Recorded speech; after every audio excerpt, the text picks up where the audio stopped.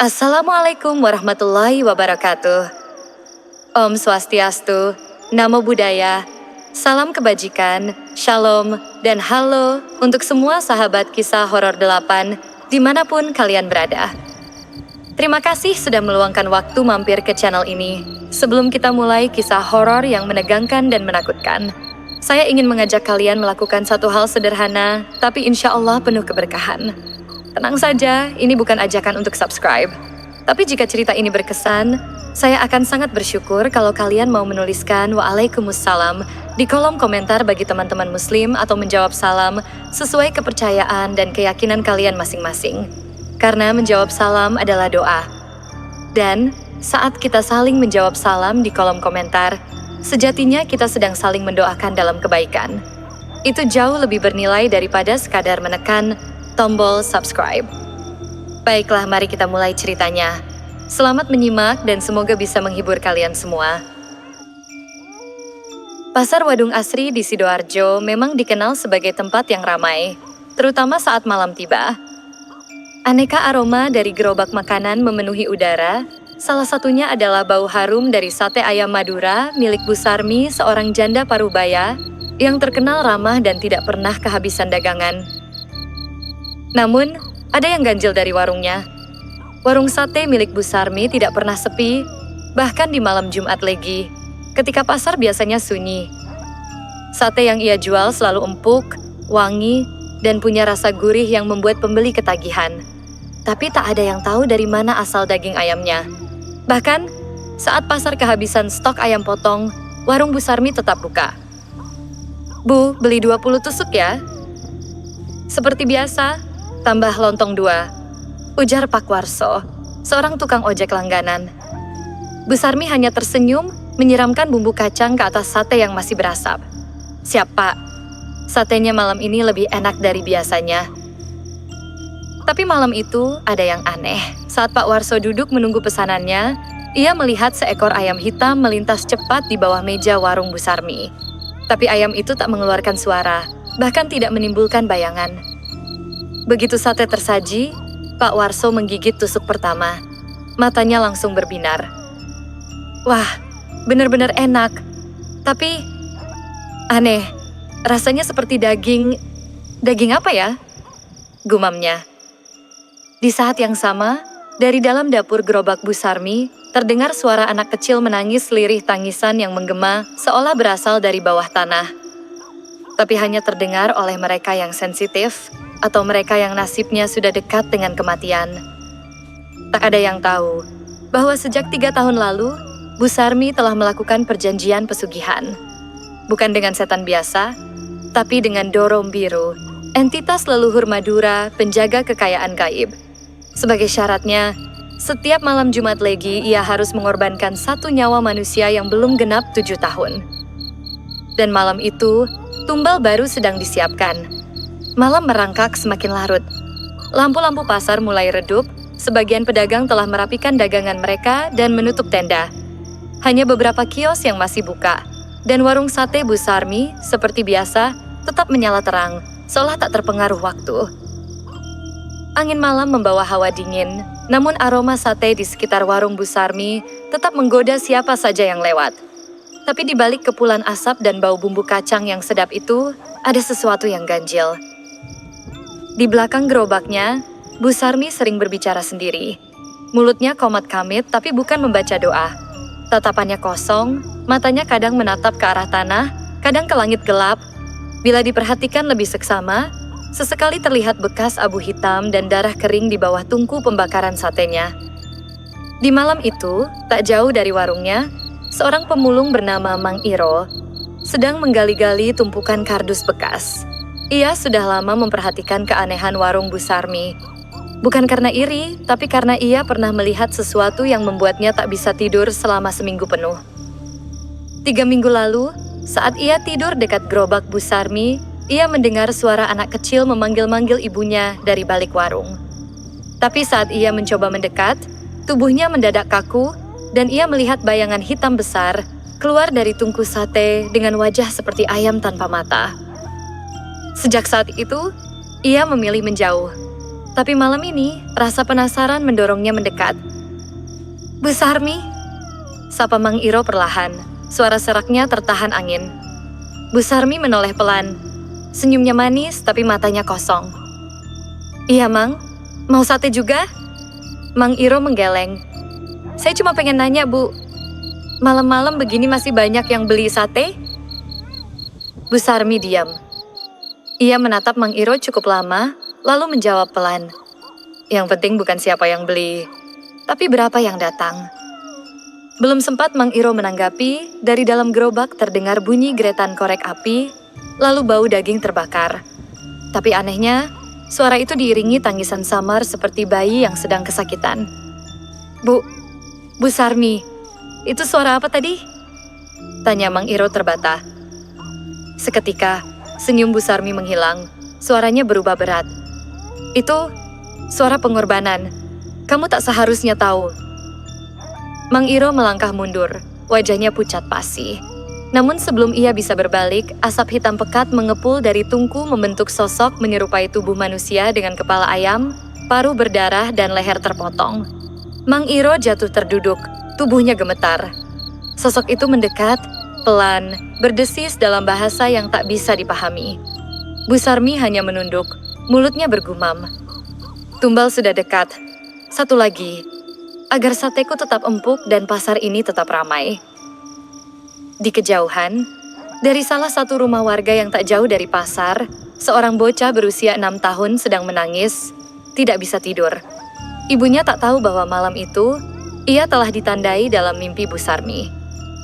Dan ketika jam menunjukkan pukul 2.07 dini hari, angin berhembus kencang dari arah pasar. Seseorang berjalan melewati gang belakang, membawa bungkusan sarung dengan darah menetes lalu menghilang ke balik tungku pembakaran sate. Aroma daging pun berubah malam itu. Lebih wangi, lebih gurih, lebih manusiawi. Pagi menyapa dengan sinar matahari yang muram. Awan kelabu menggantung di atas pasar Wadung Asri, seolah langit enggan tersenyum. Warga mulai beraktivitas, membuka lapak, menyusun dagangan dan menyapa rekan-rekan sesama pedagang. Namun, ada satu pemandangan yang membuat bulu kuduk meremang. Gerobak Mang Iro, si pemulung tua, ditemukan terbalik di selokan belakang pasar di dekatnya.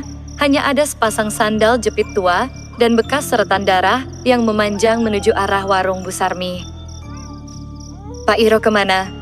tanya Pak Udin pedagang telur pada Bu Sarmi yang sedang membakar sate. Bu Sarmi tersenyum tenang. "Ah, mungkin sudah pindah tempat. Hidup pemulung kan berpindah-pindah."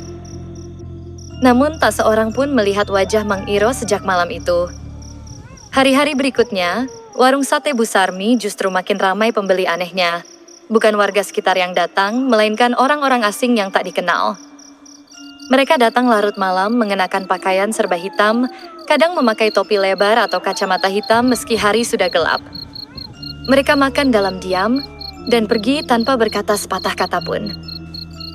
Dan selalu, setelah malam-malam itu, ada saja anak hilang atau hewan ternak yang raib. Tapi semua terasa wajar, seolah semua orang dibutakan oleh kesibukan dan kesedapan aroma sate. Di antara hiruk-pikuk pasar, hanya satu orang yang masih memperhatikan gerak-gerik Bu Sarmi Ranti, keponakan Mang Iro. Gadis 20 tahun itu selalu membantu pamannya mencari barang bekas. Sejak pamannya menghilang, ia tak bisa tidur. Ia mulai mencurigai satu hal. Warung sate Bu Sarmi yang terus buka hingga larut malam, dan asap yang tak pernah padam dari tungku, bahkan saat tidak ada pembeli. Malam itu, Ranti menyelinap di balik kios kosong, menunggu waktu lewat tengah malam. Ia membawa senter kecil dan jimat peninggalan kakeknya. Sebatang kayu berukir yang katanya bisa melindungi dari makhluk gaib. Jam menunjukkan pukul 1.45. Dari kejauhan, ia melihat Bu Sarmi menyalakan dupa hitam. Tidak ada pembeli. Tapi ia menaruh semangkuk darah segar di atas tungku, lalu menaburkan bulu ayam dan serpihan rambut manusia. Ranti menahan napas, tangannya gemetar. Suara gamelan samar terdengar dari arah belakang pasar, padahal tak ada pertunjukan apapun malam itu. Tiba-tiba, dari dalam tungku, muncul bayangan hitam menyerupai kepala ayam namun dengan wajah manusia. Mata merah, lidah menjulur panjang, dan suara tawa melengking yang menembus telinga. Bu Sarmi, kau janji, tumbal berikutnya. Tubuh Bu Sarmi membungkuk, bergetar seperti kesurupan. Ia menjawab dalam bahasa yang tidak dimengerti, dan saat itu juga tungku satenya menyala dengan api biru menyilaukan. Ranti terpaku. Saat ia hendak mundur, ia menginjak kaleng kosong. Prang! Suaranya membuyarkan konsentrasi ritual itu. Mata Bu Sarmi mendelik tajam ke arah gelap tempat Ranti bersembunyi. Siapa di sana? Ranti berlari, jantungnya berpacu, keringat dingin membasahi tubuhnya. Tapi langkahnya tercekat.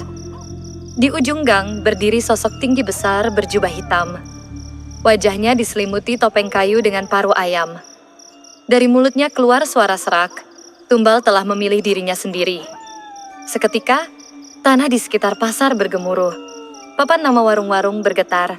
Asap dari tungku Bu Sarmi menjulur seperti tangan, mengejar Ranti hingga ke batas jalan pasar. Beruntung, tepat saat ia hampir terperangkap, azan subuh berkumandang dari musala kecil tak jauh dari situ. Semua hilang, mendadak sunyi. Ranti tersungkur. Matanya nanar menatap langit yang perlahan memucat. Dalam hatinya, ia tahu, warung itu bukan tempat biasa dan pamannya bukan satu-satunya korban. Dan kini, setelah ia tahu rahasia itu, giliran dirinya yang diincar. Pagi hari setelah kejadian malam itu, Ranti merasa tubuhnya lemas. Ia bangun dengan peluh dingin membasahi tubuh dan bekas luka cakaran di lengannya yang tidak ia sadari sebelumnya. Mungkin dari semak-semak saat ia lari malam tadi.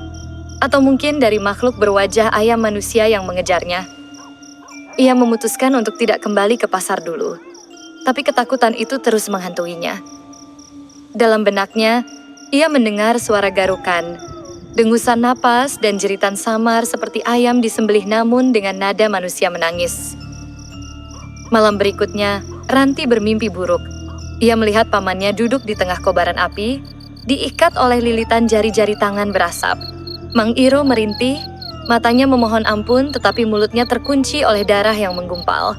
Lalu muncul sosok Bu Sarmi, tertawa sambil membawa nampan berisi kepala ayam dan rambut manusia.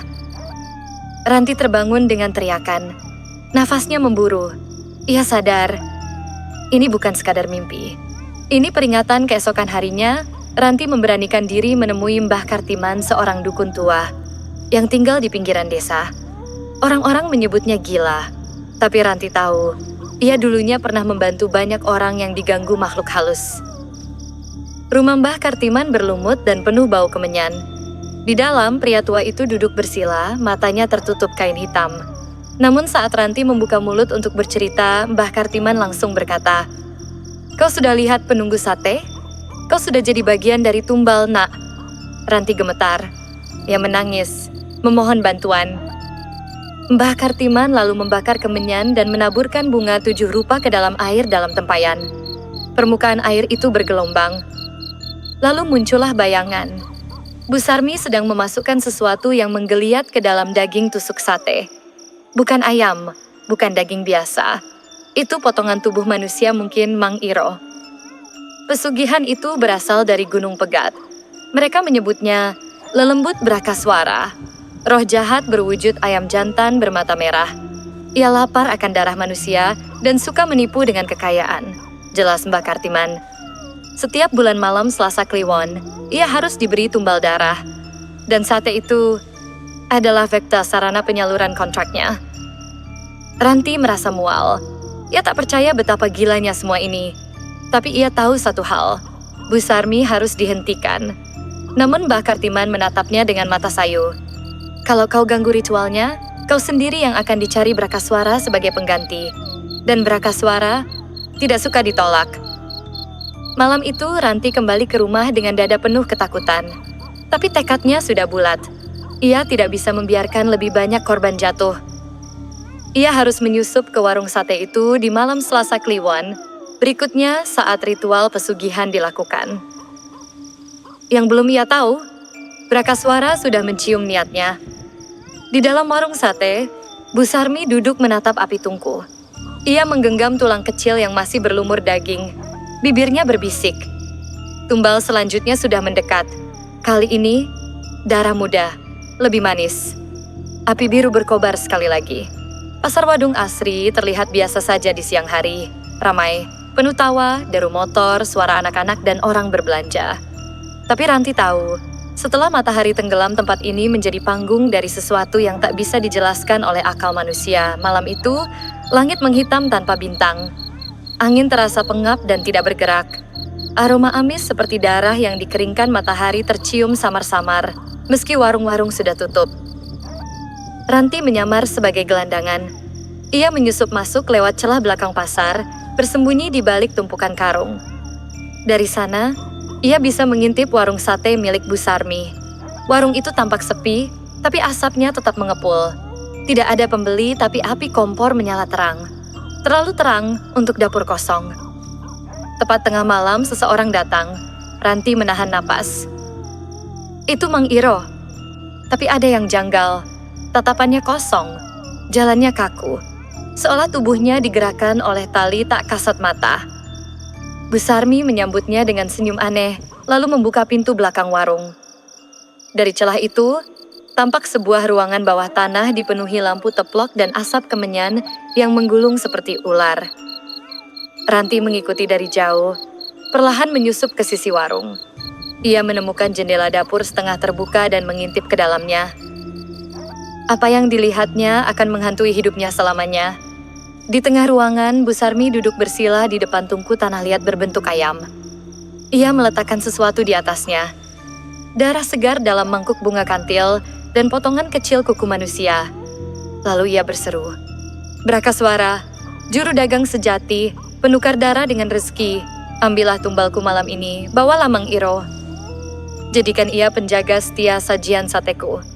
Asap tungku berubah warna, menjadi merah darah, bau amis makin kuat seperti daging busuk dibakar.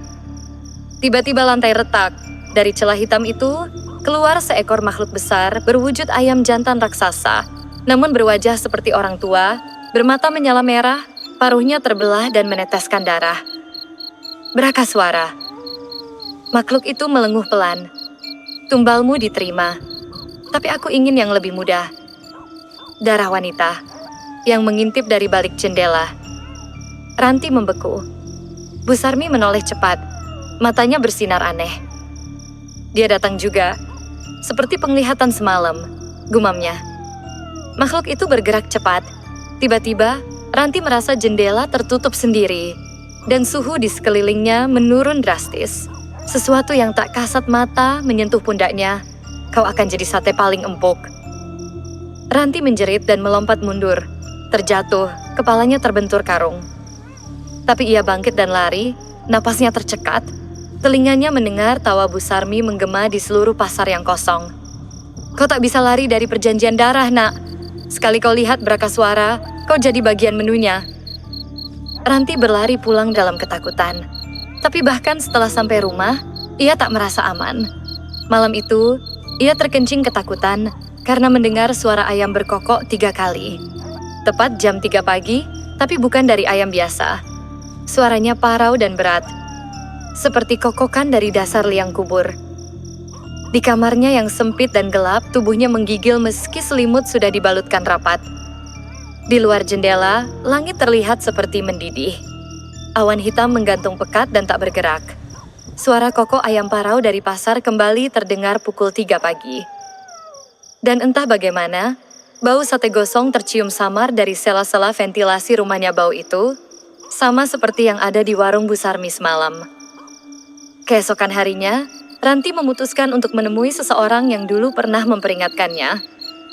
Pak Karyo, penjaga malam pasar lama yang sudah pensiun. Ia tinggal di rumah reyot dekat sungai kecil, hanya beberapa meter dari area pasar, tapi sudah jarang dilirik orang. Pak Karyo menyambutnya dengan sorot mata tajam. Begitu Ranti menyebut nama Bu Sarmi, wajah Pak Karyo langsung pucat. "Kamu sudah melihat dia dan Brakaswara ya?"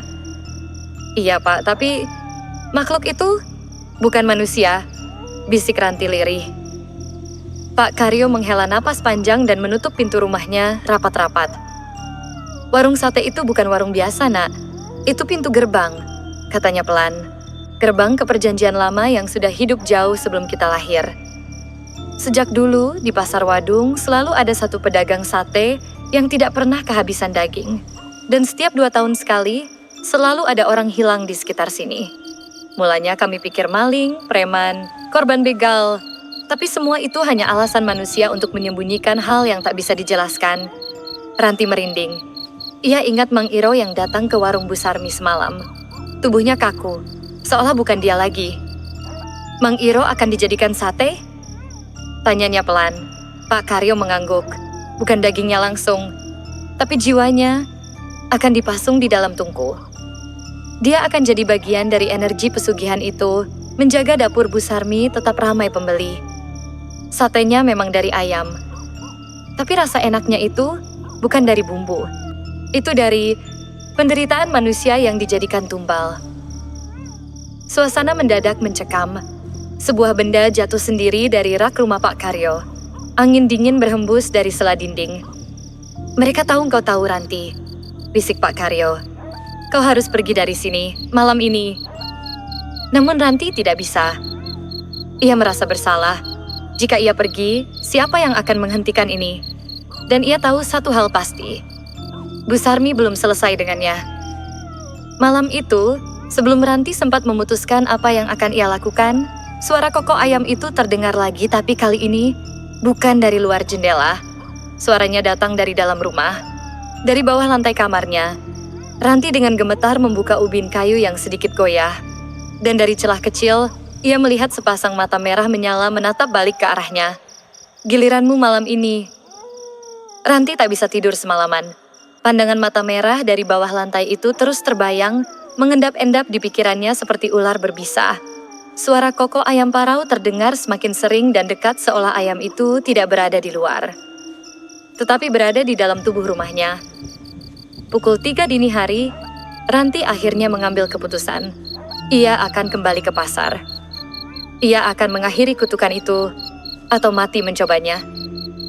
Dengan senter kecil, ia menyusuri jalan sempit di belakang pasar yang sudah ditutup sejak tengah malam. Gerbang utama digembok, tapi Ranti tahu celah sempit di samping tembok lama, tempat biasanya tikus-tikus pasar berseliweran. Ia menyelinap lewat situ. Udara di dalam pasar terasa lebih berat dari biasanya. Udara yang lembab, dingin dan berbau amis, seperti bau darah basi yang disiram parfum murah. Warung-warung gelap kecuali satu, warung sate Bu Sarmi. Lampunya menyala temaram, tungkunya masih menyala pelan, tapi tak ada siapa-siapa. Ranti mengendap-endap, mendekat ke belakang warung. Tak ada suara. Ia melongok ke dapur, lalu melihatnya. Sebuah pintu jebakan di bawah tungku tertutup papan kayu. Di atasnya ada jejak darah kecil mengering. Dengan napas gemetar, Ranti membuka papan itu. Cahaya oranye menyambutnya dari bawah, bukan dari lampu, tapi dari nyala api besar yang tidak mengeluarkan asap. Di bawah sana ada lorong batu menurun ke perut bumi, dindingnya dihiasi simbol-simbol aneh dan gambar ayam berwajah manusia. Ia menuruni tangga dengan tubuh gemetar. Semakin dalam, hawa panas semakin menggila. Tapi anehnya, tubuh Ranti malah semakin menggigil. Di ujung lorong, ia menemukan ruangan besar seperti gua.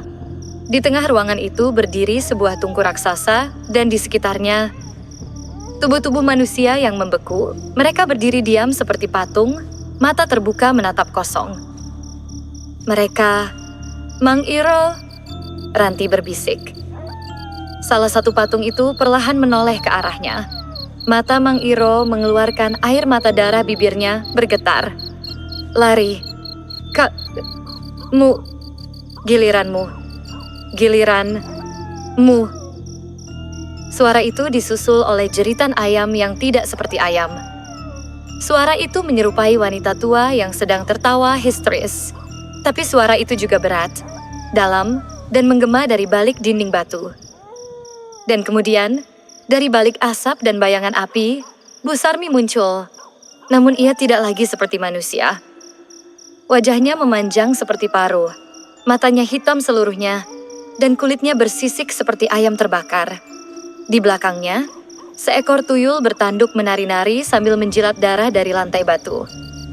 Kau datang sendiri, bagus Ranti. Kau calon sate terbaikku malam ini. katanya sambil tertawa melengking. Ranti mundur, tapi lorong di belakangnya kini sudah ditutup. Dinding batu itu hidup, bergerak menutup jalannya. Dan dari sela-sela api, tangan-tangan manusia mulai muncul merangkak, menarik tubuhnya. Mereka mau tumbal sebelum kamu. Mereka lapar, Ranti. Mereka ingin kamu ikut jadi sate abadi. Bisik Bu Sarmi dengan suara dua lapis, suara wanita dan suara ayam menyatu. Ranti menjerit, tapi tak ada yang mendengar. Pasar Wadung Asri sunyi total malam itu. Ranti meronta. Tangan-tangan dingin yang mencengkeram pergelangan kakinya seperti dibuat dari batu yang bernyawa. Ia menendang, berteriak, menangis, tapi suara jeritannya seperti ditelan dinding gua. Bergema, lalu menghilang seperti tak pernah ada. Bu Sarmi mendekat perlahan. Langkah kakinya tak bersuara, tapi setiap langkah terasa seperti detak waktu menuju kematian. Api di tungku raksasa menyala lebih tinggi, menari seperti menyambut korban baru. Dan di tengah api itu, sesosok bayangan raksasa berkepala ayam jago dengan mata merah darah muncul samar-samar, mengangguk perlahan seolah memberi izin. Brakaswara, tuanku menantimu, Ranti. Kau akan jadi sesajen sempurna, bisik Bu Sarmi. Tiba-tiba, salah satu tangan yang mencengkeram Ranti berubah lebih kuat, namun berbeda. Tangan itu tak menarik, melainkan mendorong tubuh Ranti ke arah lorong gelap di samping tungku berlawanan arah dari sumber api. Suara lirih terdengar di telinga Ranti, suara laki-laki muda. Lari, cepat, sebelum api memakan rohmu. Dengan tenaga sisa dan dorongan panik, Ranti bangkit, melompat ke lorong sempit di sisi kanan ruangan. Lorong itu tidak ada sebelumnya. Tampaknya dibuka oleh roh orang yang ditumbalkan yang masih menyimpan sisa nurani. Bu Sarmi berteriak, matanya menyala merah. Jangan biarkan dia keluar, dia milik kita. Tuyul-tuyul bertanduk mulai mengejar, berlari dengan gerakan patah-patah seperti boneka rusa. Ranti berlari sekuat tenaga di lorong yang sempit dan berlendir. Udara berubah lebih dingin, dan di sepanjang dinding ia melihat wajah-wajah manusia tertanam seperti menjerit dalam bisu. Mata mereka mengikuti Ranti, mulut mereka membuka, dan dari sana keluar suara-suara.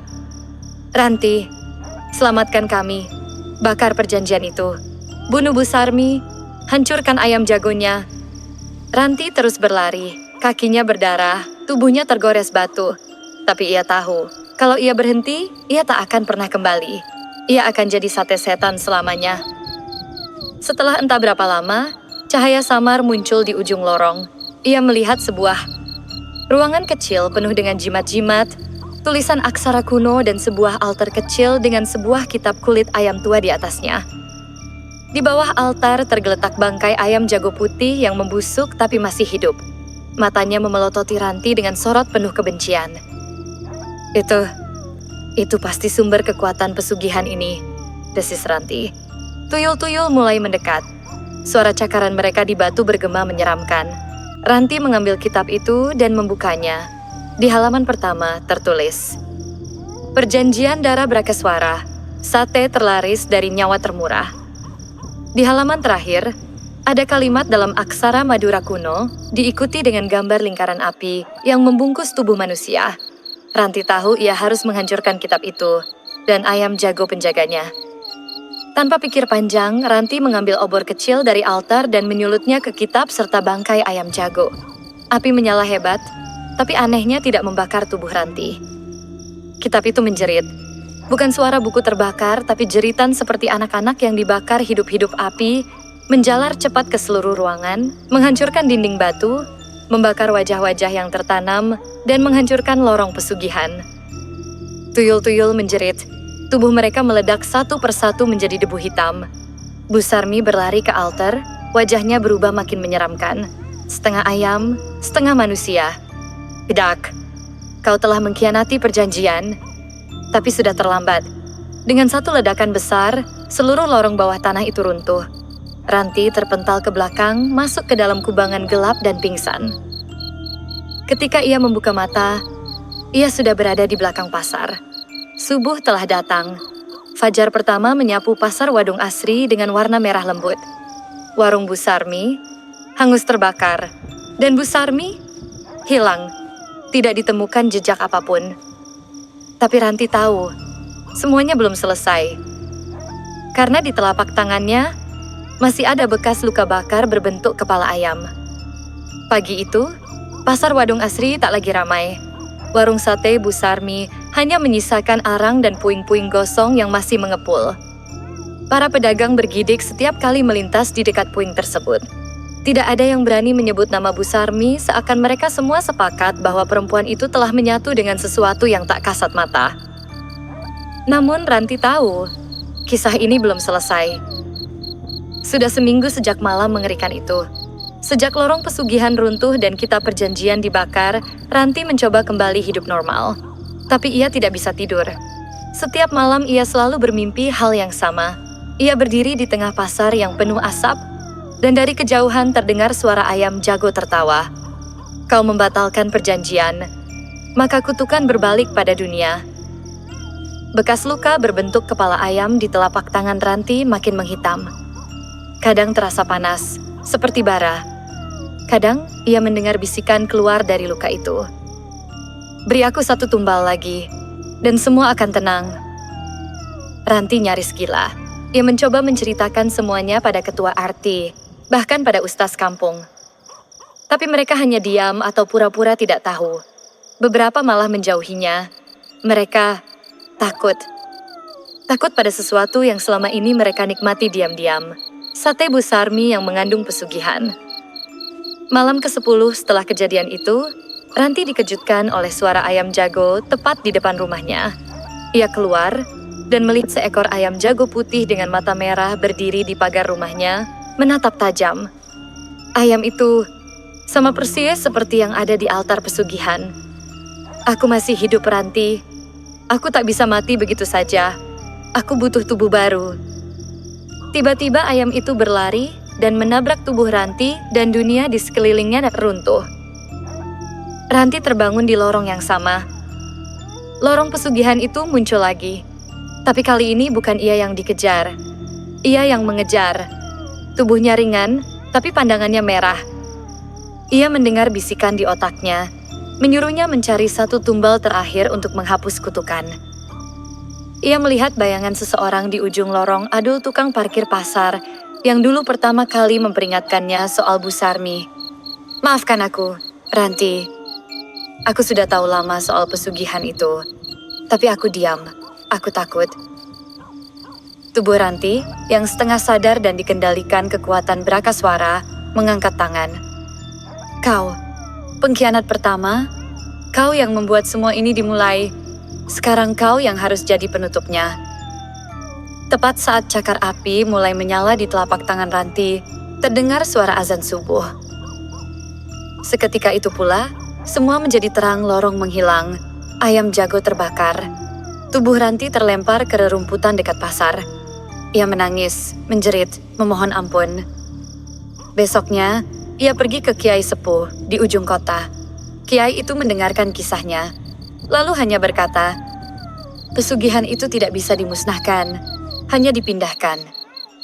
Jika kau sudah terikat dengannya, kau harus menjaganya atau menebusnya dengan hidupmu sendiri. Beberapa bulan kemudian, pasar Wadung Asri kembali ramai. Tapi sekarang ada satu warung baru di ujung barat dengan tulisan besar. Sate, ayam Madura, resep turun-temurun. Penjualnya? Seorang perempuan muda, murah senyum, bernama Ranti. Dan di atas etalasenya, tergantung kepala ayam jago putih yang diawetkan dalam kaca. Setiap kali pelanggan bertanya resep rahasia sate yang luar biasa itu, Ranti hanya menjawab, kalau sudah tahu, takutnya kalian gak bakal berani makan lagi. Dan setiap malam saat ia menutup warung, terdengar suara cekikikan kecil dari dalam tungku.